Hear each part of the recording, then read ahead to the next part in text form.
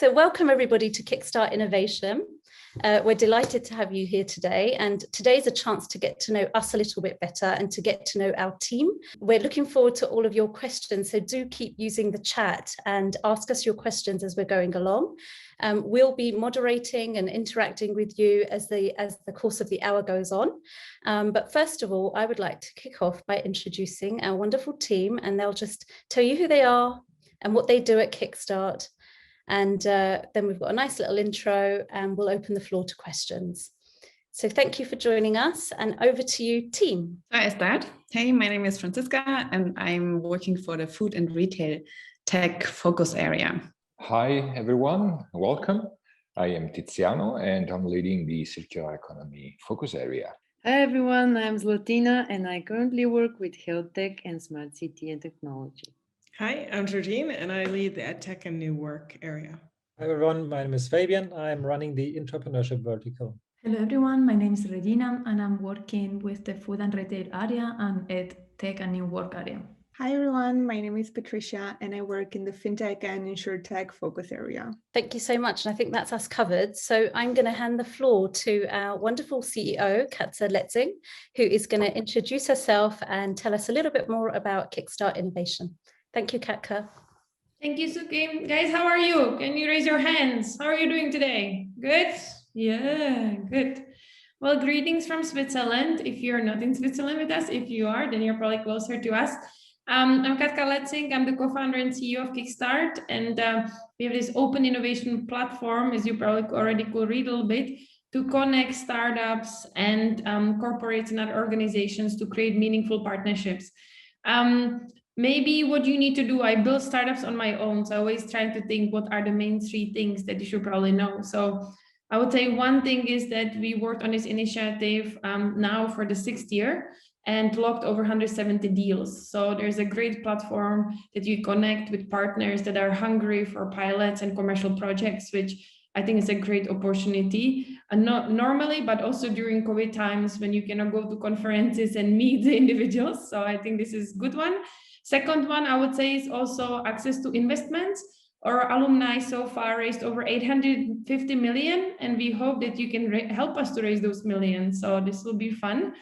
And then the third one, I would say, is that we are working with Impact Hub networks and others. And I always ask our alumni, what is the most important thing they gained? And they always say, hey, it's amazing to gain the connections and the network in 10 weeks, what you create in last 10 years. And so I would say those are the 3 most important things from my side.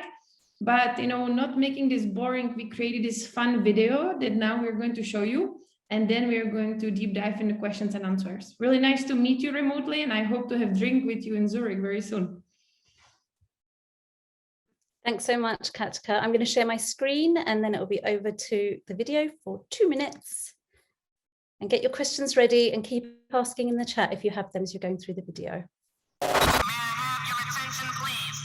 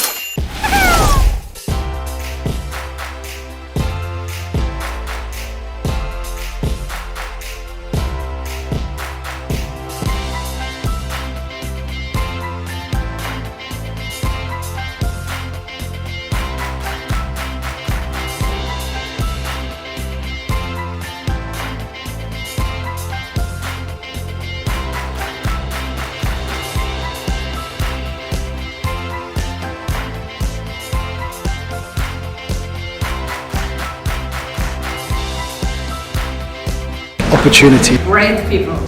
Rambunctious. Travel. Awesome. Adventure. Opportunities. World class. Freaking crazy ride.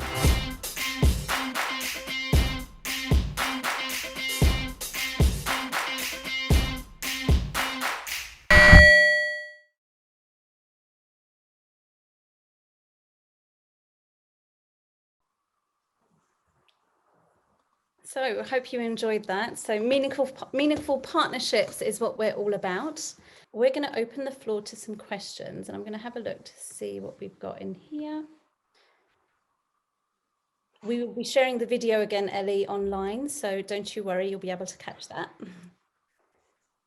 And I have a question come in for the food and retail tech area, which is, what are the 2021 trends connected to the food and retail area? So Franziska, if you could take that question for us. Yeah. So in the most delicious area, the food and retail, we work together with the biggest retailers of Switzerland, so Coop and Migros. And this year we see that we are searching for new ingredients, new products. We focus as well on new technologies around the value chains to make it more efficient. We focus on smart technologies concerning the production side, but also concerning packagings. In general, it's about to provide the customer or the consumer with a healthier and more sustainable product. And looking forward to see a lot of your ideas at Kickstart. Might be worthwhile asking, do we have food and retail tech specific scale-ups in the chat? If you're there, just let us know by interacting in the chat. Yes, we've got Gary from Limitless Insights. We've got a few there, so good to know. So Franziska is the person to reach out to. And Paolo Martins has actually asked about health projects. We'll come to that later, Paolo. I've just got a couple more questions that have been coming through prior to the round table through social. So a lot of our network's been rapidly sending them in. So thank you, Franziska, for sharing that. And we'll come back to you a little bit later on. Meanwhile, Patricia, we've got a question that's specific to your focus area. And essentially the question is, how does your focus area engage banks, insurance companies, and utility companies? And what is possible in connection to creating deals? So that's very much, so Patricia is one of our senior managers with FinTech. So over to you, Patricia. Thank you very much. Thank you very much, Suki, for the question. So in the FinTech focus area, we work with the following partners. We have Post Finance, we have Swisscom, we have AXA, D'Immobiliar, Coop, Migros, Sanitas, and Credit Suisse. So our corporates look from very different angles when it comes to FinTech and InsurTech. You asked about how we create deals. So first of all, our main goal is to arrive at a proof of concept, which means a partnership between the startup and the corporation. And when it comes to the FinTech vertical, we have done more than 50 of those in the last 6 years, which we're very proud of. Then we also work on the investment side. So when it comes to investments, the FinTech startups have raised more than 450. And I'm very proud to say that our alumni actually doubled in investment since they came to Kickstart. If you have any more follow-up questions, do not hesitate to contact me. Thanks, Patricia. Well answered. And I guess I cue the audience to let us know if you're from FinTech or from that particular focus area, InsurTech. Let us know who you are in the chat. It's always good to get to know each other as we're going along. So thank you, Patricia. Diving into the next question before we jump, if anybody from the team has spotted one in the chat, do have a little look and we'll come to those in a moment. But for now, I've got one for, I think, Zlatina, you'd be best to take this one. So the question is, what is the best to mention? What is best to mention in the application? So in the application process, what's best to mention? And not just that, but in your specific focus area as well as others. So perhaps you could zone in on that, Zlatina. Thank you so much. First of all, you can apply for as many areas as you find fit for your solutions. And it would be best if you check each individual focus areas partners that we work with, and as well the collaboration opportunities which might fit. And then we recommend you share some experience in pilots, proofs of concepts, commercial projects, and also suggest what you can do for each individual partner. Thank you. Thanks, Zlatina. Katka, is there anything you'd like to add on to that, or should we go into the scale-up question that's come through? Maybe just to add is that I can share a little bit trick that I think is really important for you to, check the list of the partners and maybe mention the kind of seeing the potential, which potential do you see from the POC, and maybe demonstrate it, because the judges are all the corporates, right, who are choosing. So this is really useful to mention. And second one is definitely great to mention any past commercial projects or POCs to kind of, use it as a little teaser, what you have done already, and kind of give some great ideas to the corporates, what they could potentially do. So this is definitely something of being past judge that I always love to see. So I would definitely encourage it. Brilliant. Great tip there. I'm going to jump into the direct questions that are coming through in our chat. And I think, so we've answered Ellie, we'll work our way down. Paula, we're going to come to health projects in a moment. And so bear with us for a sec. I'm going to jump into scale-ups for now. So how do you define scale-ups? Would you like to take that, Katka? Is there someone else from the team that would like to take that one? I can help, or maybe, yeah. So I think this is really a funny question because, I live in different countries and scale up always means different things.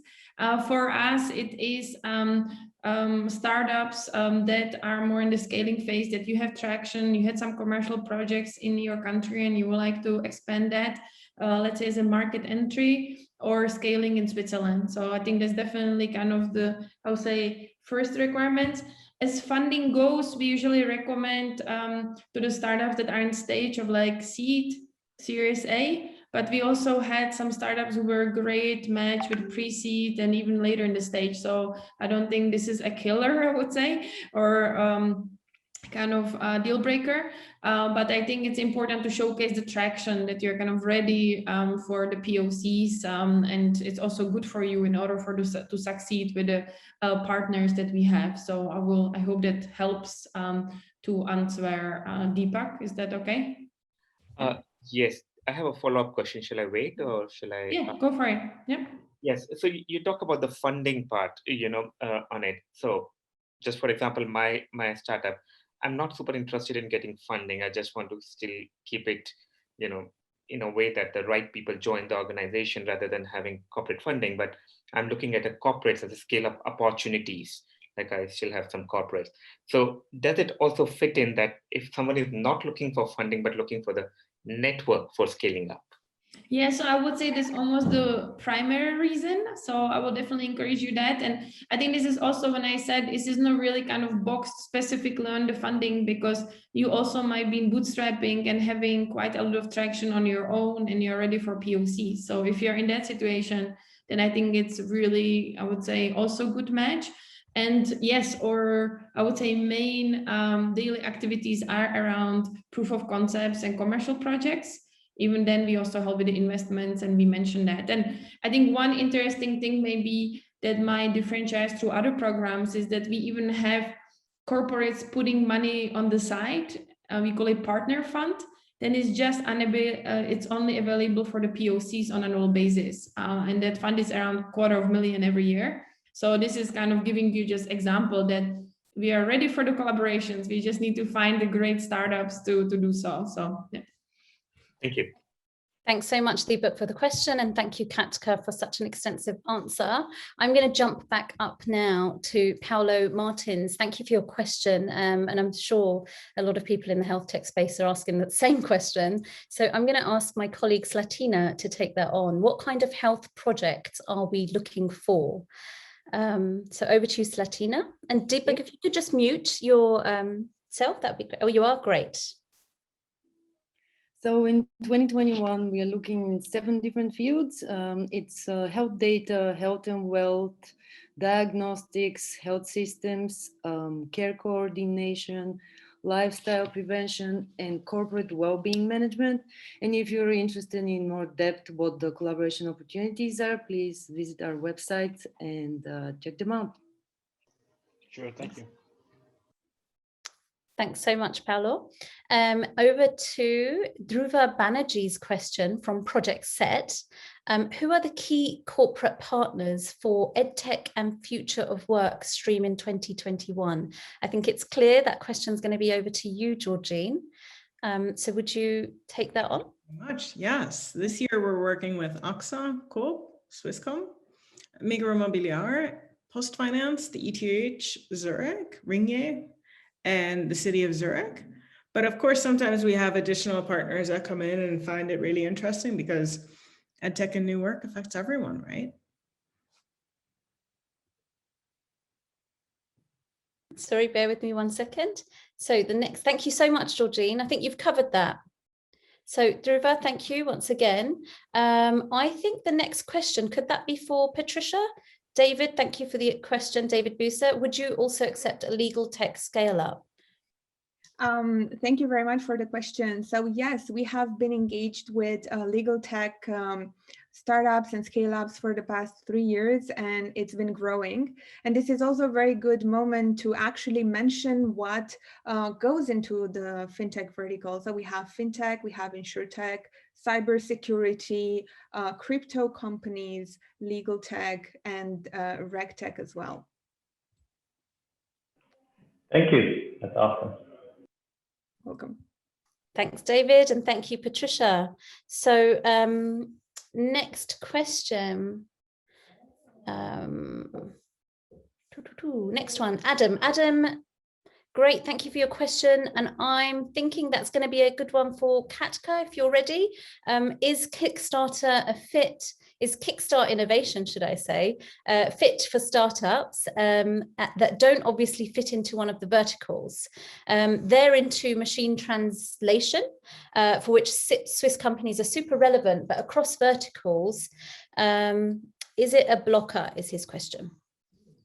So Adam, I would say that I will not say that you don't obviously fit in one of specific ones. I think you can fit in all of them. So this is a winning situation. And I think you should look at the partners and then apply, because when you look at our focus areas, kind of the technology is across. And so we have many startups who will be focusing, on AI or blockchain or, kind of data driven kind of solutions.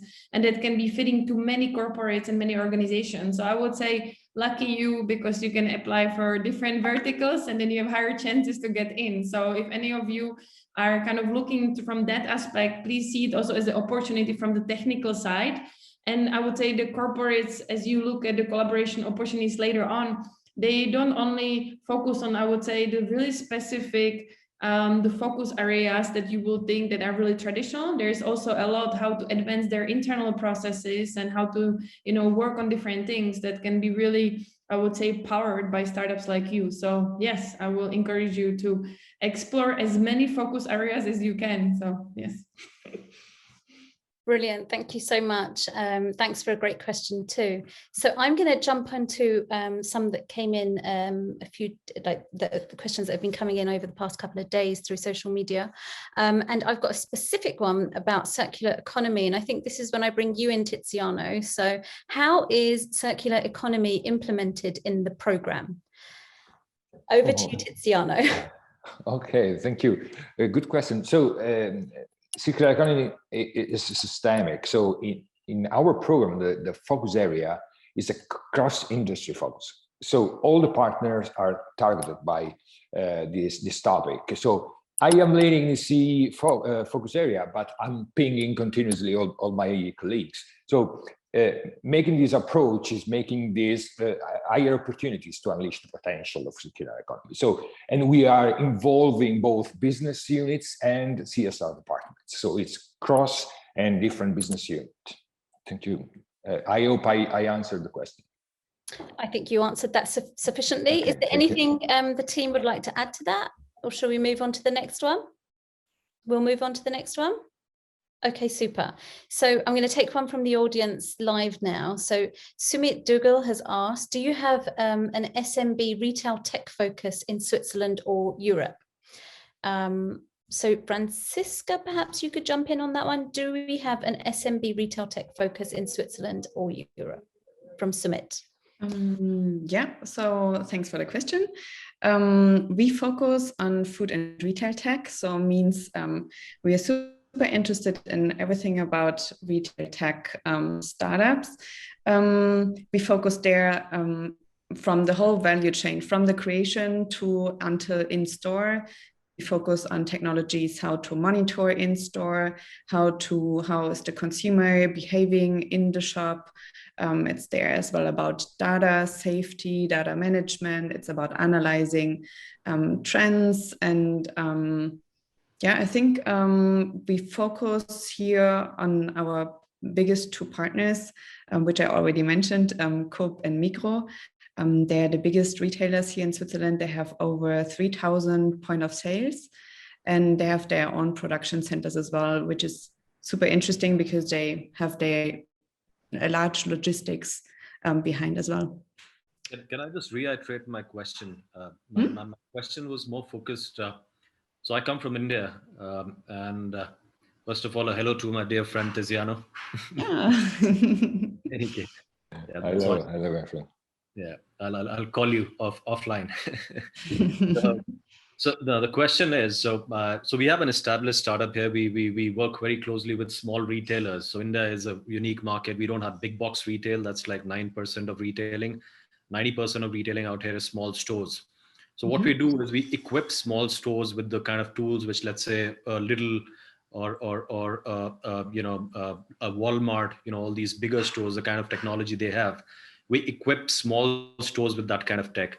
Do you think such an opportunity exists where the small guys are trying to compete with the big guys in Europe? So because that's a key focal area. Do you think something like that exists, or is mostly big retail? I mean, our partners, there are bigger companies, but it really depends as well on the technology you're providing. It could be still interesting for them. I really recommend as well to you to have a look at the website. We have all the opportunities, everything we are looking for in the food and retail tech website there. But you can connect me as well on LinkedIn, and we can discuss there in more detail. Super. Thank you. Thank you so much, Sumit. I'm going to take another one from the live audience before I go to some of the previous ones that have come in. Adam, so many companies are not registered in Switzerland, but are in the US. Are there requirements to have a Swiss entity? Katka, perhaps you could jump on that one. So you don't need to. So we recommend it many times if you're coming from some countries because of funding and also because of visas, you probably can imagine. But this is not requirement. You can join from anywhere, and as long as you can make the deals and make that happen, we will help you, and you don't need to incorporate. Even I have to say, 20% of our startups decided to actually open office or incorporate in Switzerland. So there's been track record, and we also have packages to help you to do so if you come to that stage. But it's not necessary. Brilliant, thank you so much. Ellie's question. So Ellie, I take it that you are from Greece. Have we partnered with any startups in Greece? Who would like to take that? And I think the team's been busy looking into that. So I have a follow-up question, maybe just to be more specific on my question. Sure. I was more wondering about Greece, because obviously that's the area we are operating right now with the company I work for, and I'm Greek as well. So apart from that, can you share with us your geographical presence in terms of collaborations? So of the engagement of the country, so maybe answer your first question. No, we have not had Greek startup, and I would love to have one. So hopefully you can be the one. We have a lot of great Greek colleagues, so that's for sure. As it goes for the kind of integration of the different countries, we engaged so far startups in 40 different countries. So there's really no limitation. The only thing that you can imagine that can be a little bit as limitation is to say, hey, if you are working solutions that are connected to regulatory issues, right? That yes, we work with Swiss regulation, so this just needs to be, compliant to whatever you're doing, or see kind of the potential of it. So I think it's also a good mention to do an application. But I hope that answered your question. Yes, thank you. Just to clarify the second part of my question, which is the geographical presence. Do you partner more with European startups, or is it a global reach that you have?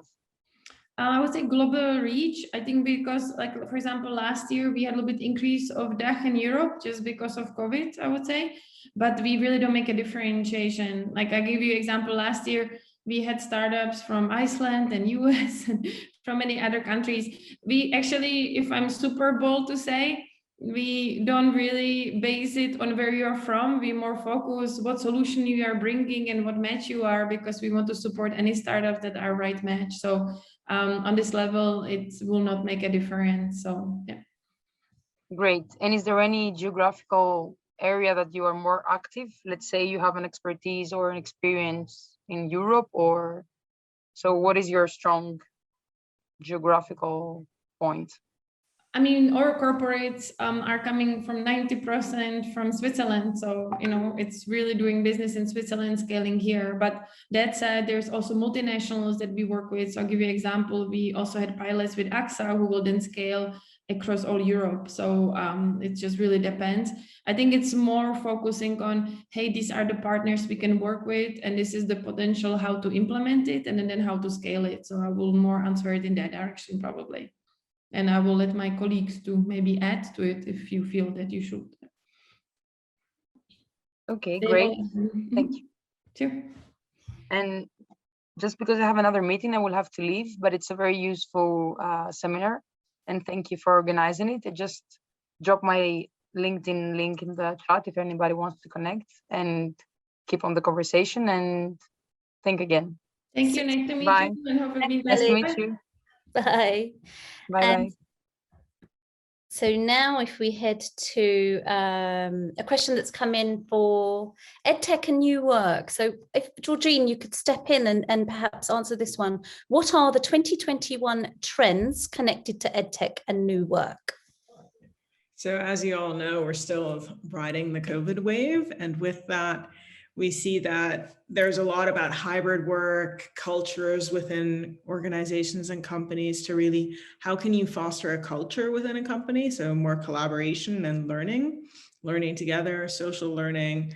So we have everything from how do we work together to HR topics. How can companies recruit and really assess their employees on the skills they need, and then the corporate and lifelong learning to really make sure that the workforce is prepared for all the challenges and all the opportunities that every company faces. And at the same time, we also have the classic EdTech with EdTech in schools. Brilliant. Thank you so much for that answer, Georgine. I have got another question, but perhaps I can get Regina to answer this one, following on still with EdTech and NewWork in mind. Can you share some success stories, Regina, that are in connection to food and retail, as well as EdTech and NewWork, seeing as you cover both areas? Thank you. Regina? Yes, thank you. My microphone is not working so good. Hope you hear me good. So we have success stories in the food and retail tech area with Planted, as last year or recently this year, they raised $70 million and they started a local replacement of alternative proteins in Switzerland, and they gained access to the main retailers here, Coop and Migros, and now they are expanding all over Europe and successfully in other countries. For the EdTech and NewWork, I'm sorry, I'm not prepared on that. I would like my colleague Georgine, which is a specialist, that she answered the question, but thanks for asking. Absolutely. So from EdTech NewWork, we've had quite a few success stories from Labster that has been exploding in terms of virtual labs and how can you really learn about the lab business from your living room, essentially. So they've also gained 60 million in funding, which is one of our unicorns that is a graduate from the Kickstart program. But also there are these little bots that help you with training. So Sharpest, for example, last year was doing a lot of coaching and really supporting leadership skills in the virtual and the real world. And they were able to partner with Cope, for example. And it's been a wide range of startups that have been able to work, both the small and the big ones. And that's why we're really curious to see new innovative ideas that help any project manager in a company or also the leaders of the company. Thank you. Thanks, Georgine. Well answered. Thank you, Regina. I'm going to jump very quickly onto Adam's very specific question. And I'm thinking that it's probably you, Patricia. Are you able to answer Adam's question about the application, about investors and the mentions of the requirement? Is that one you can take on?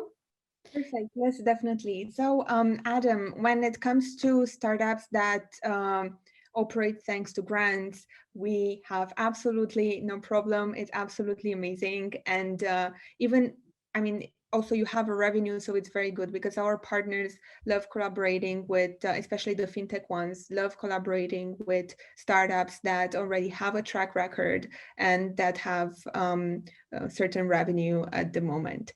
So there are no specific requirements from that point of view. Okay, so the main point of that requirement is like you've already worked with enterprises, you're ready for that. Sure, definitely, yes. So there's no specific requirement from our side. Got it. Thanks. Thank you. So I'm going to jump into... I think maybe just to add to this one, Adam, I think for us it's also looking at that you're going to be in the survivor mode in the next 12 months so you can deliver the pilot. So I think this is something that what the corporates are looking for. And so it's good to mention that application to say, hey, we're in good shape and we're building pilots, right? So we eliminated also on the funding, but also it's good to mention your runway, you know, so it's easy to kind of evaluate that, I would say. Yeah. Good stuff. Thank you for the addition there. Gary, I'm going to head over to your question now. So Gary McDonald from Limitless Insights says, does the geographic region impact the startup? I think we've partially answered that already, but perhaps you could reiterate. Katka? I think we've covered that already, that we're global, but go ahead. Yeah, again, I would say on the geographic, it really depends what's your solution exactly about. It's really hard to explain kind of in general way, but we accept any applications from anywhere. But again, it can be just maybe one of the deal breakers that I could see from the past is just the regulation. So if that doesn't touch you, never mind. If that touches you, maybe you just need to showcase that, how that could be implemented in the Swiss environment, let's say, or with the corporate. So yeah. Okay, brilliant. Thank you so much. Manuel says, thank you very much for the webinar. What's our acceptance rate from previous years and how many applications are we expecting this year? And if we could go a little deeper into FinTech and InsurTech, he'd really appreciate it. So that's Manuel Camacho. Hope I've said that right. Is that one you take on, or Patricia? I can take this on. So our acceptance rate is between 8 and 10%. So from around 600, 800 applications, we usually accept 50. If that does this answer the question? I would say that pretty much answers the question. Perfect, thank you. Super. So next question, we're over halfway, so we've got about 20 minutes left. So I'm going to whiz through and keep it moving, but do keep asking your questions. And if we don't get to answer them in this session, we can follow up afterwards for sure. So we've got another question, and I hope I say your name right, from Vegan. Do we expect any footwear retail technology startups? And perhaps you could take that on, Franziska. Yes, sure. Yes, we would love to hear from you. our retailers are not only focusing on food, they have as well a lot of different areas as well, clothing, sports. So we focus especially on new technologies, like new products.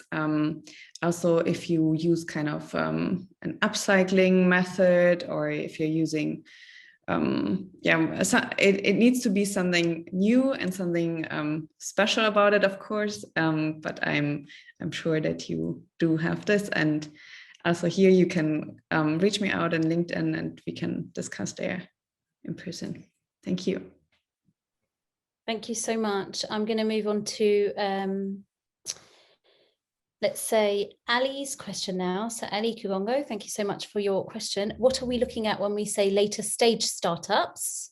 As with many other startups, we could not proceed swiftly, which meant businesses were slowed down. Only in November 2020 that we proceeded building our platform. Thank you for sharing that, Ali. And I'm going to open the floor to any member of the team that would like to answer that. Can somebody take that on? What are we looking at when we say later stage startups? So let's start with that. Katka. So I would say, we mentioned a little bit. So with later stage startup is like if you have traction, if you are in the funding of seed, Series A, I think is the best kind of. And then if you're bootstrapping and you have kind of the potential of scaling. So I think is best. And when you say that's kind of slowing down the business, and then just to see of the engagement. So I mean, yes, for us, it's also helping the startups, of course, to get you more business and get you more clients and more traction. So I think Kickstart is definitely a good platform to do so, to gain that and hopefully increase your traction. So I would say that. And one of the interesting things is that even with COVID, Kickstart has been growing with the engagement with the partners. So maybe that's a good thing for you to know, because there's also quite a lot of opportunities. I hope that answered the question. I think that was well answered. And we'll move on to the question from David. So I think Patricia's going to perhaps answer this one. For the companies accepted, how many are on average able to do a POC with one of the partners? So our aim is to select the startups that specifically fit to the needs of our partners, and our partners are in the juries when the selection happens. So it's good to keep this in hindsight. We have had 190 alumni and 170 specific collaborations. So we strive for an 80%, 90%. Of course, 100 would be amazing, of involvement of the selected startups. Does this answer the question? It does. Thank you. Thanks, David. Right, so we've got 20 minutes to go. I'm going to whiz on to AI. Okay, brilliant. So Hussein Djabi, for AI startups, is there a process for partners to share data with startups to build a pilot project? And I think Katka would best answer that. So over to you. Yeah, I love this question. So yes, as you can probably imagine, making corporate sharing data is not easy, but I have to say then, because we have the experience of the pilots, this is usually in the negotiation. Depends also what does it exactly mean, but yes, usually they will access set of data for tests or pilots and to see how it could be scaled. As you can also imagine, for us, the POC or commercial project is like real project with contracts. So there's also, of course, negotiation of NDA and kind of data access and everything. So, and we've done that many times. So we also help in that in the process, I would say, negotiation or kind of streaming that line, or also scoping if necessary.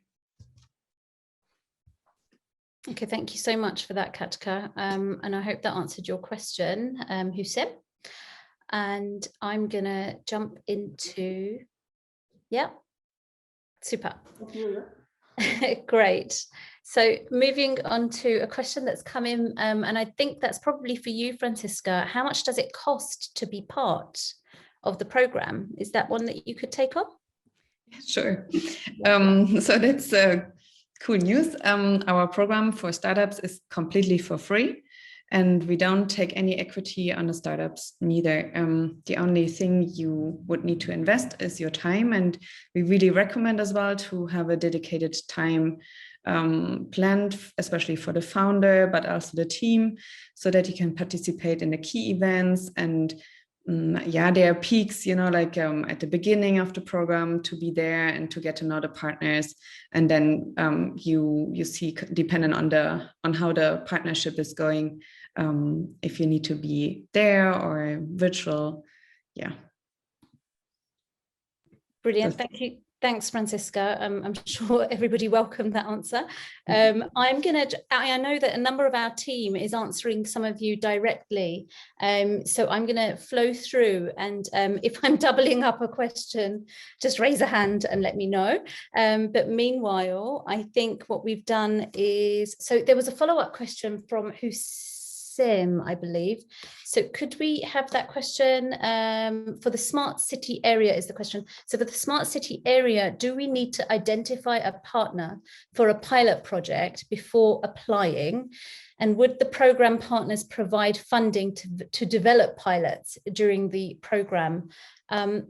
Would you like to take that on, team? Is that Katka or Zlatina? Zlatina, do you want to do it, or shall I take it?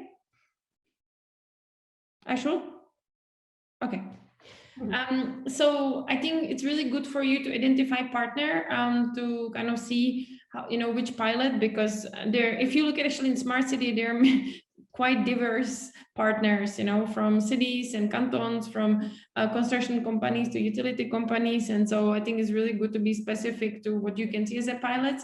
We are looking specifically for construction companies. Yeah, indeed. Mm-hmm. So we have been like this year we have Expo, who has been kind of engaged on more on the construction and the technical side. Then we also been Expo, like I would say, is kind of big player in Switzerland. Otherwise, I think from the construction side, not as much of the partners. So probably when you look at that, I will focus on Expo. And then we also have in our network Holcim, who has been also quite large construction partner. They are not current partner, but they're in our network. So there was the opportunity. We of course will connect you also through the program. So if I was you, I will probably put my wildcards on Expo and mention the infrastructure also to other partners and see what can happen.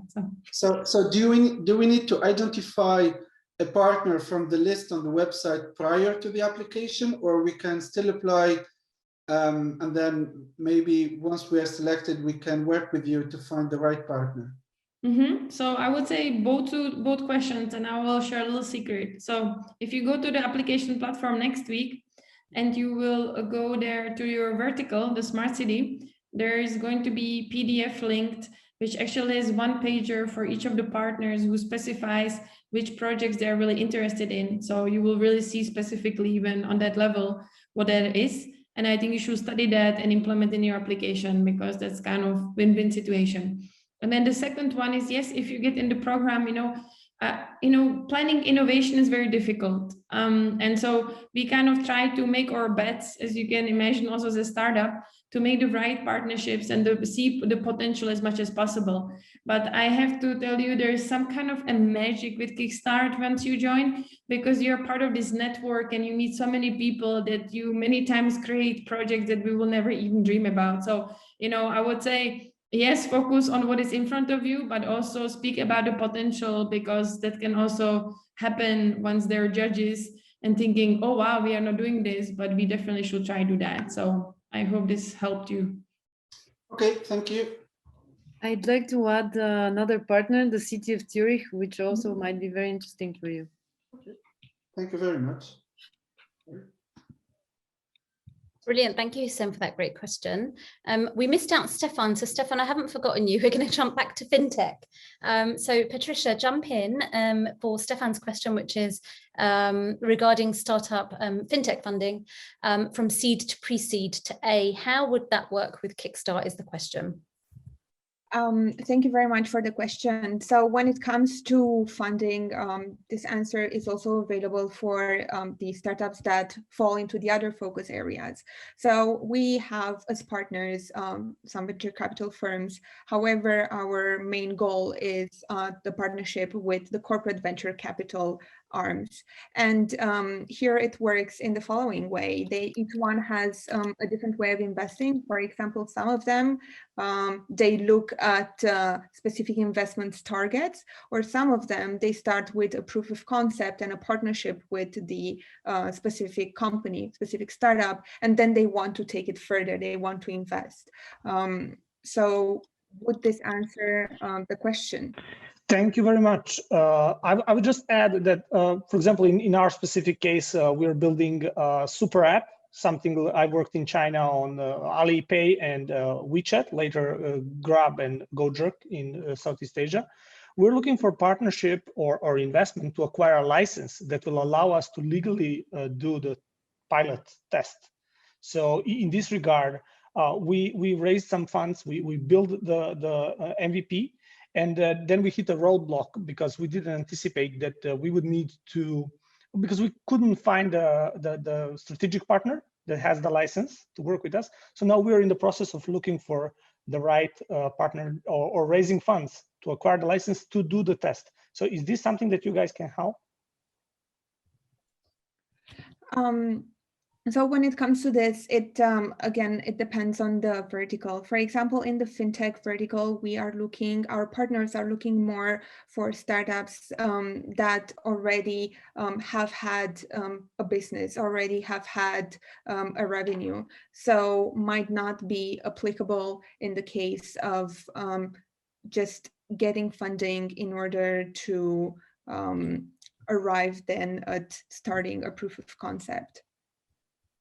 So my question would let me rephrase that. My question is, how could a startup, for example, in Europe that needs some license to test their fintech solution be able to do that if none of the venture capitalists are like willing to support the pilot? Do you have any feedback on that? So maybe this can be taken by Katka as a follow-up answer. So Stefan, I kind of see some options for you. So one option that I see is that if you apply for Kickstart, like you might know that you might be too early stage, but it's really good for you to maybe test it and say, hey, this is my idea, and to see how the corporates react, right? And if they get excited that there's going to be, let's say, connection to that, which yes, that means funding in next 6 to 12 months. The second one is that if you want to, you can connect with me. And I'm on the board of early stage investments, and I could give you some recommendations for connections because I don't think you just have to talk to VCs, you can talk to other entities, and I'll be happy to do that if you want to. So you can send me a direct message and I'll be happy to connect you. Thank you very much. Mm-hmm.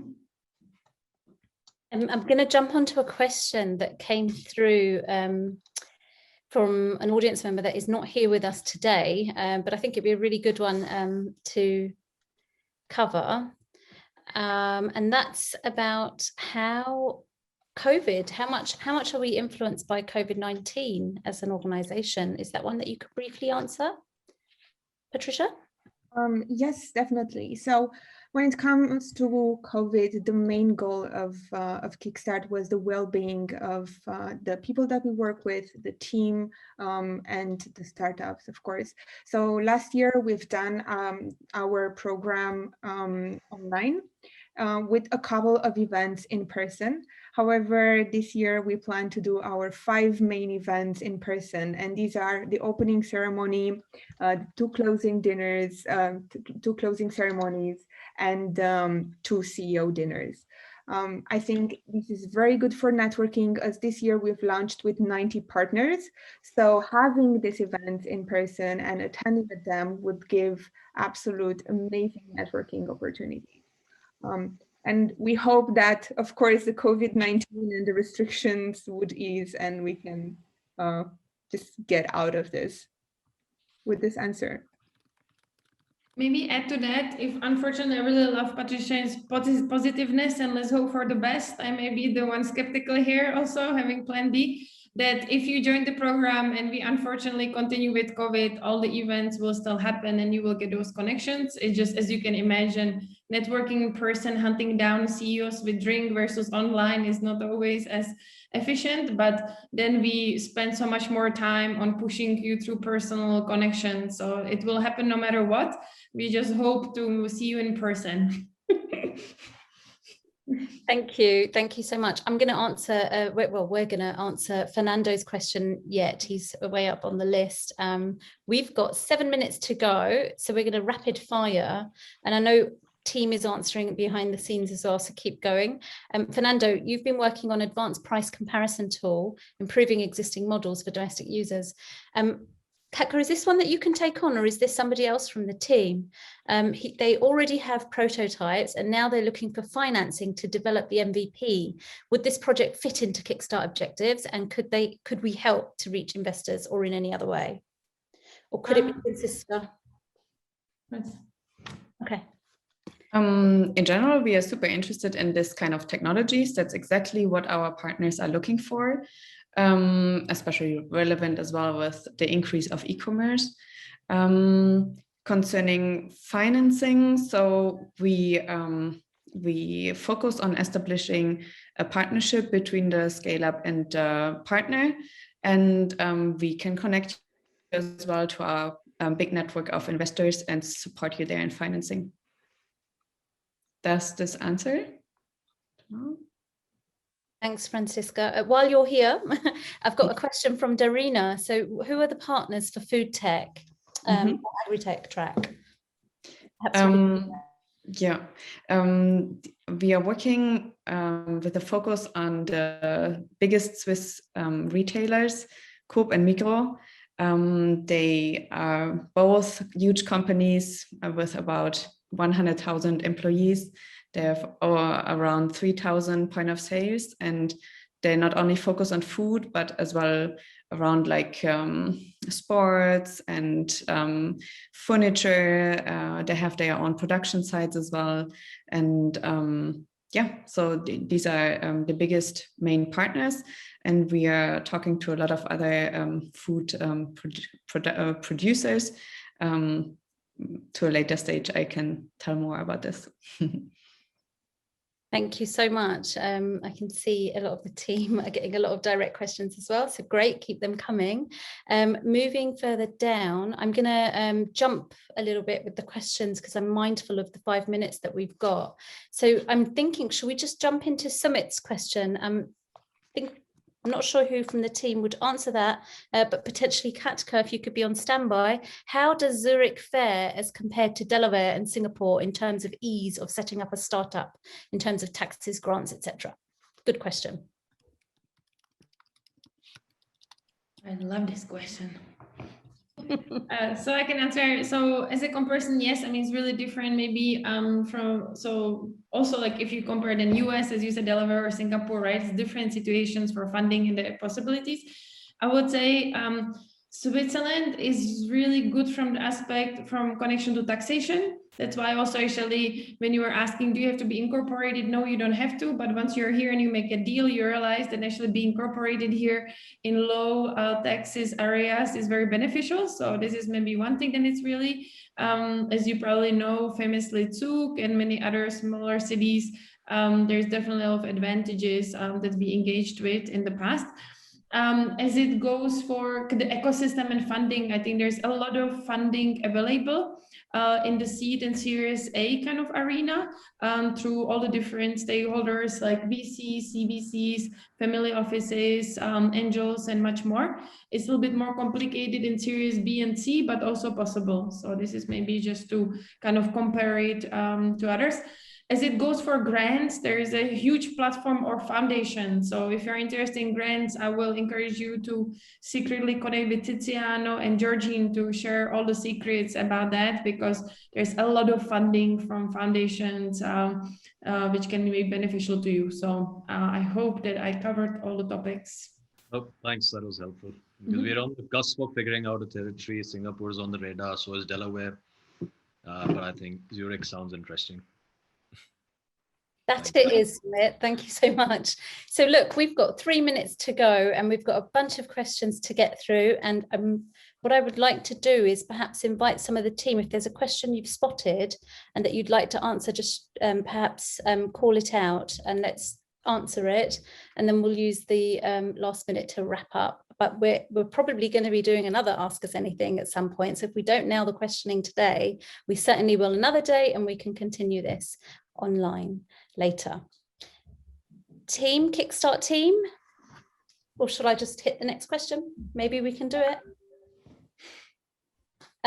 Kevin, you've been answered, I believe, by Georgine. Thank you for that question. Manuel, appreciate if we could further clarify scale up and traction means for AI startups. Data and algorithms are always work in progress.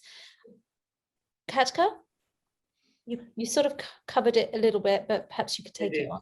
They do. It's fine. Okay, cool. Yeah, I think it's the same as for other startups. AI is good that you can apply for many different, focus areas. So just look into that for sure. I think I will recommend that. So yeah. Marcos says, is EdTech your main focus? I think I can clearly say that it's not our main focus. Is that right? It depends which focus lead you're asking. All of them think that their topic is the most important, of course. So. And we would appreciate, okay, that they've been answered by direct team. I believe that we've wrapped up. Is there anybody that has a burning question that we haven't nailed? We've got 30 seconds to nail it. Jean. Thank you. Go for it. I was asking if I'm selected in the program, who pays the air ticket, the living expenses, and other expenses to the program? Who pays living expenses is Jean's question. Mm-hmm. So that will be the scale up, unless there are some grants that are available for that. But since you will travel just for some of the events, it's not a huge investment. In the past we'll have startups being in Switzerland for 10 weeks. Now we ask them to join just for the main events. Yeah. Perfect. Now that it's exactly 5 o'clock here in Zurich, and I would say that we call it a wrap. I thank you all for joining in today. You've met a large part of the team. There's many more of us. My name is Suki Dusanj Lenz. I lead communications, and I look forward to organising another roundtable at some point with the team. And we hope that it's all been very fruitful for you. Katka, I'd love some closing remarks from you. Thank you so much. Oh, thank you so much. It was really great meeting you guys, really inspiring. It's so nice to see faces and kind of seeing the connection. We are really kind of excited about the program and let's make it happen. I hope you apply and hopefully see you in Zurich. So all the best to everyone. Stay safe. Bye-bye.